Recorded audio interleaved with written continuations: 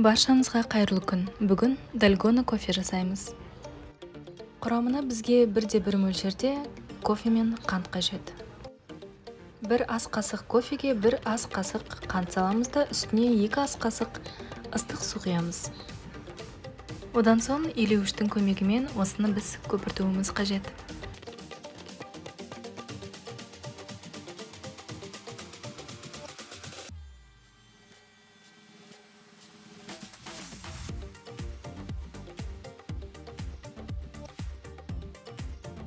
Дальгона кофесі қазір тренд болып жатқан, хит болып жатқан кофе. Кофенің бұл түрі осындай өзінің көпіртілген көбігімен ерекшеленеді. Осындай лайфхактарды көріп тұрғыларыңыз келсе, менің каналыма тіркеліп кетіңіз.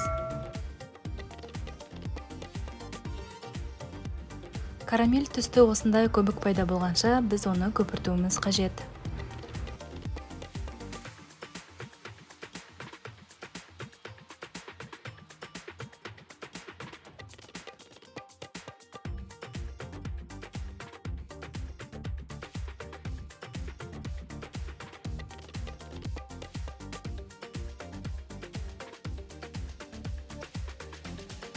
Осындай қоймалжың қою көбік пайда болғанша 2-3 минут уақытыңыз кетеді.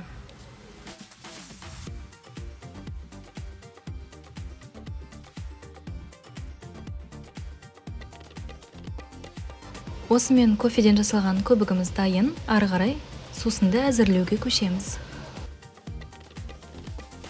Бұл сусынды ыстық күйінде де, салқын күйінде де жасауға болады. Мен салқын күйінде жасаймын. Одан соң үстіне сүт құямыз.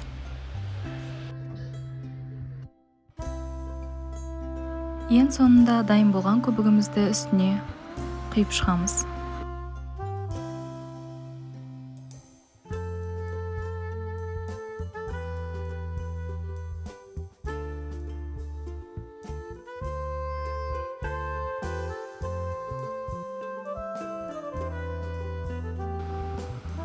Дальгона кофе дайын. Барлықтарыңызға ас болсын. Осылай араластырып ішсеңіздер болады.